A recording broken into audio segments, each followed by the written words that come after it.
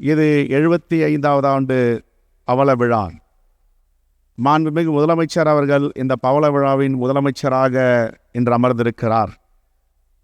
1949ஆம் ஆண்டு செப்டம்பர் 17ஆம் தேதி துவங்கிய திராவிட முன்னேற்றக் கழகம் 1952 தேர்தலில் போட்டியை தவிர்த்து கட்டமைப்பை வலிமைப்படுத்தி அடுத்த தேர்தலில் போட்டியிட்டு வென்று 1967ஆம் ஆண்டு முதலமைச்சராக பேரறிஞர் அண்ணா பதவியேற்றார். பிறகு முத்தமிழறிஞர் கலைஞர் முதலமைச்சராக 1969ஆம் ஆண்டு பதவியேற்றார். 7 முறை திராவிட முன்னேற்றக் கழகம் ஆட்சி செய்திருக்கிறது. ஒரு முறை பேரறிஞர் அண்ணா, 5 முறை முத்தமிழறிஞர் கலைஞர், இப்பொழுது நம்முடைய அண்ணன் தளபதி அவர்கள் 7வது முதலமைச்சராக இருக்கிறார். இதிலே 7 கடைவள்ளல்களை நாம் அறிந்திருக்கிறோம். 7வது கடைவள்ளலாக அண்ணன் தளபதி அவர்கள் முதலமைச்சராக இருக்கிறார்.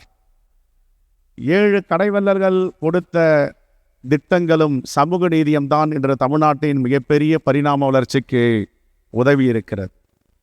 ஒன்றிய அரசாகட்டும், மாநிலங்கள் அரசாகட்டும், இந்த தேசத்தில் இருக்கின்ற ஆட்சியாளர்கள் எல்லாம் தமிழ்நாட்டுக்கு வரும் பொழுது இங்கே ஒரு சிறப்பான நல்லாட்சி நடந்து கொண்டிருக்கிறது, பொற்கால ஆட்சி நடக்கிறது என்று நம்முடைய எதிரிகளும் வாழ்த்துகிறார்கள் என்றால் அதற்கு இந்த 7 கடைவள்ளல்களும் ஆற்றிய பணிகள். 7ஆம் கடைவள்ளலாக மாண்பு முதலமைச்சர் இருக்கிறார். 7ஆம் கடைவள்ளல் வேகன் இருக்கிறார், பாரி இருக்கிறார், காரி இருக்கிறார், அதியமான் இருக்கிறார், ஆய் இருக்கிறார், நல்லி இருக்கிறார். மாண்பு முதலமைச்சர் 7வது கடைவள்ளல் நல்லியாக அமர்ந்திருக்கிறார். என்ன நல்லிக்கு மிகப்பெரிய சிறப்பு? வந்தாருக்கு உணவு கொடுப்பவர். ஒரு புலவர் ஒருவர் பசியும் பட்டியனோடு கிழிந்த ஆடையோடு வரும்பொழுது அவர் அரசர் என்று தெரியாமல் இந்த ஊரில் யாரும் உதவி செய்ய மாட்டார்களா என்று கேட்டவுடன் உங்களுக்கு என்ன வேண்டும் என்று நல்லி கேட்கிறார். எனக்கு பசிக்கிறது, உணவு வேண்டும் என்று சொன்னவுடன் அவரே சமைத்து பரிமாறி அவரை வயிறார சாப்பிட வைத்து அனுப்புகிறார். அப்பொழுது அந்த புலவர் கேட்கிறார், இந்த தேசத்தில் ஒருவர் சாப்பாடு போட்டார், அவர் யார் என்று. அவர்தான் இந்த நாட்டின் வள்ளல் அரசன் என்று சொல்லுகிறார்கள். அதே போன்று இன்று லட்சக்கணக்கான குழந்தைகளுக்கு காலை உணவு அளித்த நல்லியாக அமர்ந்திருக்கின்ற நம்முடைய மாண்பு முதலமைச்சர் அவர்கள் தமிழ்நாட்டிற்கு சிறப்பு சேர்த்திருக்கிறார். இந்த திட்டங்கள் தான் திராவிட முன்னேற்றக் கழக திராவிட மாடல் ஆட்சியின் கடல் கடந்து கனடா வரை சென்றிருக்கின்ற திட்டம். எப்படி பல திட்டங்களை நாம் சொல்லலாம். முத்தமிழறிஞர் கலைஞர் அவர்களை பற்றி பேசும்பொழுது சொல்லுவார்கள், இவருடைய ஆட்சியிலே சிறப்பு என்ன, திராவிட முன்னேற்ற கழகத்தின் ஆட்சி சிறப்பு என்ன என்று. கருவறை முதல் கல்லறை வரை திட்டம் தீட்டிய ஒரே முதலமைச்சர் திராவிட முன்னேற்ற கழகத்தின் முதலமைச்சர் முத்தமிழறிஞர் கலைஞர் என்று 2007 பேசப்பட்டது. எல்லோருக்கும் ஒரே நீதி, எல்லாரும் ஆட்சி செய்கிறார்கள், எல்லா மாநிலத்திலையும் ஆட்சி நடக்கிறது. ஒருவர் சமூக நீதி மீது அக்கறை செலுத்துவார், மற்ற திட்டங்களுக்கு முக்கியத்துவம் கொடுப்பார். ஆனால் தமிழ்நாட்டு மட்டும்தான் தொடர்ந்து சமூக நீதி ஒரு கண்ணாகவும் தமிழ்நாட்டினுடைய திட்டங்கள் வளர்ச்சிகள் ஒரு கண்ணாகவும் மேற்கொண்டு வருகிறார்கள். ஆகையால் தான் இன்று எல்லோரும் போற்றப்படுகின்ற முதலமைச்சராக மாண்பு முதலமைச்சர் அவர்கள் இருக்கிறார். 2021க்கு முன்பு 10 ஆண்டுகள் எந்த துறையும் செயல்படவில்லை, இந்த தேசத்தின் கடைசி துறையாக இருக்கிறது என்பதையெல்லாம் எடுத்து ஆய்வு செய்து மீண்டும் 3 ஆண்டுகளில் முதன்மை துறையாக மாற்றிய வல்லமை நம்முடைய முதலமைச்சரை சாரும். அந்த அளவிற்கு பல திட்டங்களை தீட்டியிருக்கிறார். இங்கே பேசிய தலைவர் பெருமக்கள் எல்லாம் சொன்னார்கள், இந்த தேசம் என்பது வேற்றுமையில் ஒற்றுமை காணுகின்ற தேசம். ஆனால் இந்த தேசத்தில் பாசிசங்கள் என்று அதிகரித்து வருகின்றன. என்ன காரணம் என்றால், எதிர்க்கின்ற சக்திகள் கடந்த காலத்தில் குறைந்ததால் அவர்கள் வளர்ந்து விட்டார்கள். இப்பொழுது வலிமையான சக்தி ஒன்று தென் மாநிலங்களில் உருவாகிறது, இந்தியாவுக்கு வழிகாட்டுகிறது என்றால் அது திராவிட முன்னேற்ற கழகத்தின் மாடல் ஆட்சியாக நடத்தி கொண்டிருக்கின்ற நம்முடைய மாண்பு முதலமைச்சர் தலைமையில் இன்று வெற்றிகரமாக நடந்திருக்கிறது. எதற்காக பாசிசவாதிகள் அஞ்சுகிறார்கள், பயப்படுகிறார்கள்?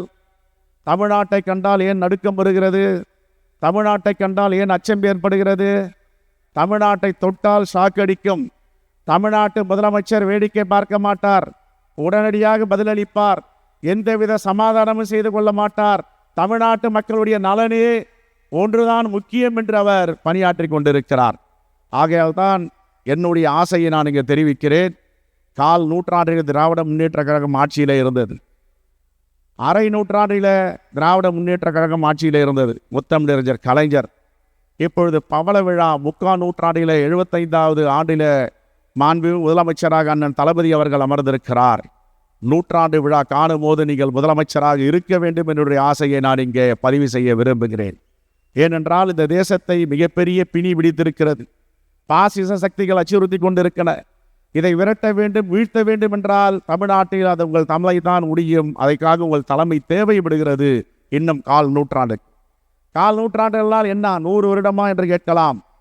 நமக்கு சாட்சியாக தோழர் நல்லக்கண் அவர்கள் வாழ்ந்து கொண்டிருக்கிறார். ஓரிரு மாதங்களிலே 100வது வயதை தொடப்போகிறார். ஆனால் அவர் இன்னும் அரசியல் பேசிக் கொண்டிருக்கிறார். அவரை போன்ற நம்முடைய தலைவர் அண்ணன் தளபதி அவர்கள் 100வது வயதிலும் ஆட்சி செய்வார், அரசியல் செய்வார், பாசிச சக்திகளுக்கு சிம்ம சொப்பனமாக இருப்பார்.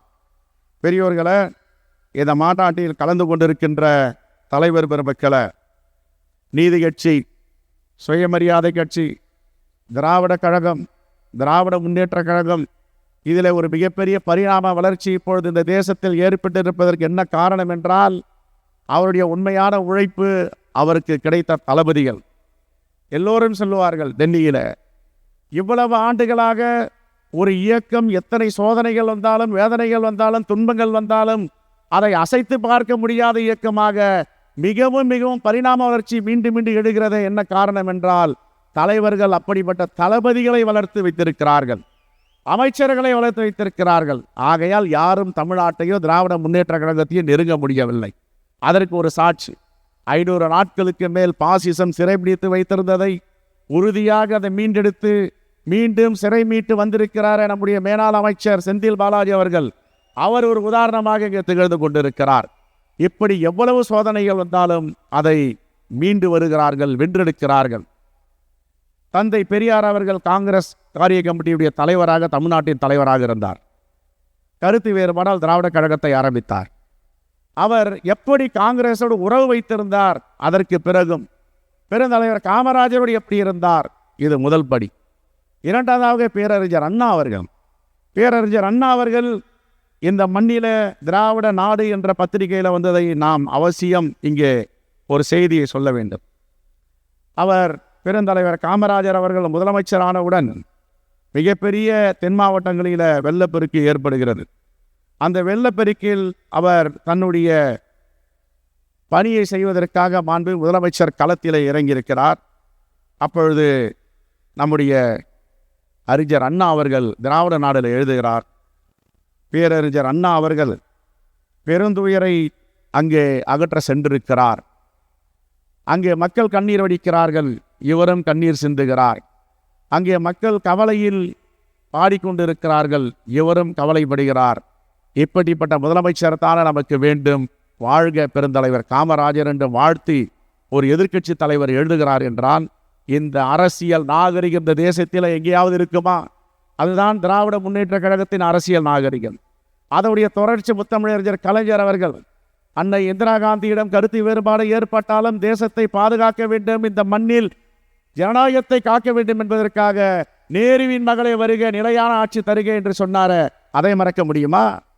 இன்று அன்பால் வென்றெடுத்திருக்கின்ற நம்முடைய மாண்பு முதலமைச்சர் அண்ணன் தளபதி அவர்களை ராகுல் காந்தி அவர்கள் நான் எங்குமே இதை சொன்னதில்லை, இங்கே பிரகடனப்படுத்துகிறேன், என்னுடைய மூத்த அண்ணன் முதலமைச்சர் அண்ணன் தளபதி அவர்கள் என்று சொன்னார, அதை மறக்க முடியுமா?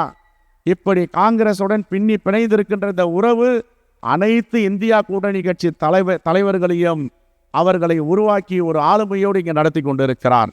இந்த ஆட்சி இன்னும் 25 ஆண்டுகள் மேலோகி இருக்க வேண்டும். உங்கள் தலைமையில் இந்த பாசிசவாதிகளை அகற்ற வேண்டும். திராவிட முன்னேற்ற கழகம் 75 ஆண்டுகளாகின்றன. காங்கிரஸ் பேரியக்கம் 139 ஆண்டுகள் தேசிய கட்சியாக இருக்கிறது. ஆனால் இங்கே பேசிய தலைவர் சொன்னார், முத்து பாரத் காங்கிரஸ் இல்லாத ஆட்சியை ஏற்படுத்துவோம் என்று. ஆனால் அவர்கள் இப்பொழுது காணாமல் போய் வருகிறார்கள். ஆனால் இங்கே நம்முடைய ரீஜனல் பார்ட்டி மாநில கட்சிகளில் 3 கட்சிகள் பழமையான கட்சிகள். காஷ்மீரில் இருக்கிற தேசிய மாநாட்டு கட்சி, பஞ்சாபில் இருக்கின்ற அகாலிதளம், இங்கு இருக்கின்ற நம்முடைய திராவிட முன்னேற்ற கழகம், 3 கட்சிகளும் பழமையான கட்சிகளைய ஒற்றுமையை பார்த்தால் இன்று 3 ரீஜனல் பார்ட்டி, ஸ்டேட் பார்ட்டியில, மாநில கட்சிகளில உயர்ந்து நிற்பது திராவிட முன்னேற்ற கழகம். உயர்ந்து நிற்கிறது, இந்தியாவிற்கு வழிகாட்டுகிறது. இங்க இருக்கின்ற திட்டங்களை இந்தியாவிற்கு எல்லா மாநிலங்களுக்கும் எடுத்து செல்லுகிறார். அப்படிப்பட்ட ஆளுமையுள்ள தலைவர்கள் 75 ஆண்டுகளாக இந்த கட்சியில இருந்திருக்கிறார்கள் என்றால் இதை காங்கிரஸ் பேரியக்கம் பாராட்ட கடமைப்பட்டு இருக்கிறது. அதுவும் ஒரு பரிணாம வளர்ச்சி. அண்ணன் தளபதி அவர்கள் முதலமைச்சராக வந்த பிறகு நீங்கள் ஏன் 100 ஆண்டுகள் இருக்க வேண்டும், இன்னும் 25 ஆண்டுகள் முதலமைச்சராக வேண்டும் என்ற ஆசையை வெளிப்படுத்தினேன் என்றால், குழந்தைகளுக்கு காலை உணவை சாப்பிட்டுக் கொண்டிருக்க லட்சக்கான குழந்தைகள் உங்களை வாழ்த்தி கொண்டிருக்கிறார்கள். கல்லூரியில் காலடித்து வைக்க முடியாமல் வீடுகளிலே முடங்கி இருக்கின்ற என்னுடைய பெண் பிள்ளைகள், ஆண் பிள்ளைகள் அனைவரும் புதுமை பெண் தமிழ் புதல்வன் என்ற திட்டத்தில் 1000 ரூபாய் நீங்கள் கொடுக்கின்ற பணத்தை பெற்று அவர்கள் கல்லூரி படிப்பை முடிக்க தயாராகி கொண்டிருக்கிறார்கள். எந்த வேலையும் இல்லை, ஒடுக்கப்பட்டவர்கள் வீடுகளில் அடைந்திருக்கிறோம், எங்களுடைய உரிமை தொகை 1000 ரூபாய் கொடுக்கிறார் என்று உங்கள் பெயரை சொல்லி மாதம் வாங்கி கொண்டிருக்கிறார்களே, அவர்கள் உங்களை வாழ்த்தி கொண்டிருக்கிறார்கள். சாலையிலே விபத்திலே அடிபட்டு கிடந்தால் குளவுயிரும் குத்துயிரமாக துடித்துக் கொண்டிருப்பவர்களுக்கு நான் நினைக்கிறேன் என்று இன்னுயிர் காப்பும் 48 திட்டத்தை கொண்டு வந்தீர்கள். அந்த பயனாளிகள் உயிர் பிழைத்து உங்களை வாழ்த்தி கொண்டிருக்கிறார்கள். இது எல்லாம் சாதாரண வாழ்த்துக்கள் இல்லை. வீட்டில் முடங்கி கிடப்பவர்களை, மக்களை தேடி மருத்துவம் நான் இருக்கிறேன் என்று மருத்துவர்களை அனுப்பீர்கள்.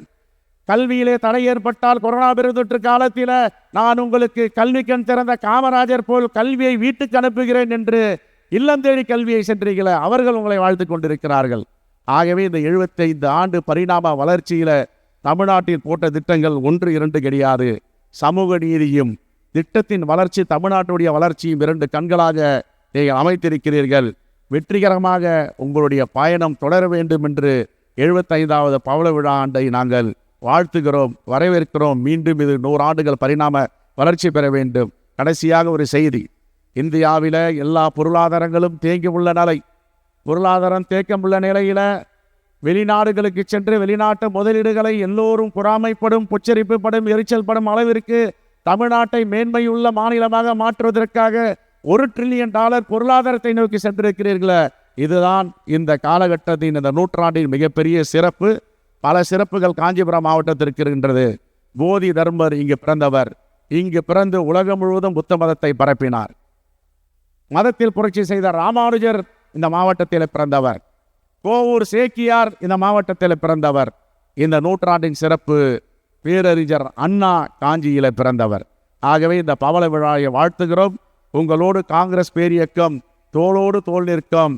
நீங்கள் எடுக்கின்ற முயற்சி, திராவிட முன்னேற்ற கழகத்துடைய திராவிட மாடல் ஆட்சியுடைய முயற்சி, எல்லாவற்றுக்கும் காங்கிரஸ் பேரியக்கம் துணை நிற்கும். இந்தியா கூட்டணி தலைவர்கள் எல்லாம் உங்களுக்கு துணை இருக்கிறார்கள் என்பதை சொல்லி விடைபெறுகிறேன். நன்றி, வணக்கம், ஜெயன்.